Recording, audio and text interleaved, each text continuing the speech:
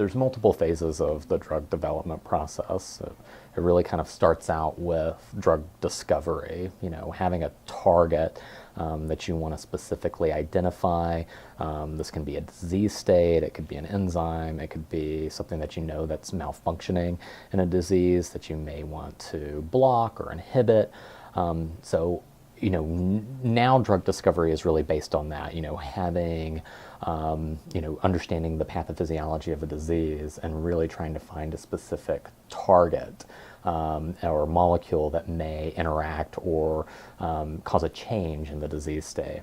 And so this is kind of the first element of drug discovery. When we look at it in the past, drug discovery was oftentimes serendipitous, and there still is some serendipity in drug discovery where, you do kind of the classic approach where you give multiple, products to somebody and you see if someone unfortunately has a bad reaction or do they get better. We've kind of moved away from that, now. So a lot of what drives, the drug market is the medical need as well as the disease prevalence. What do you actually want to get out of it? And then, of course, there is some marketing that is associated with drug discovery. So is it a disease state that you can get some benefit out of, that you can actually have some profits associated with it?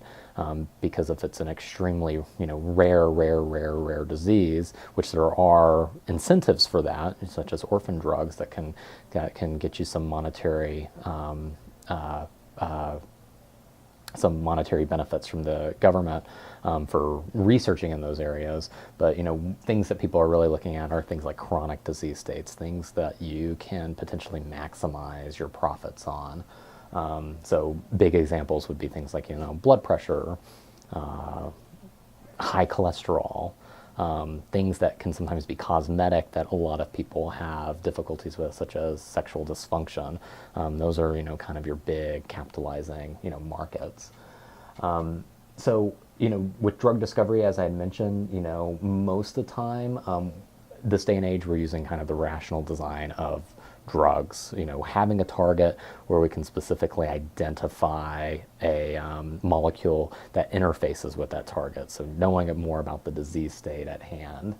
In the past, there were pretty much things that we got from natural products. Metformin is actually one of those that was developed from a natural product, specifically a plant based that, and I have actually, I think, a picture of the plant.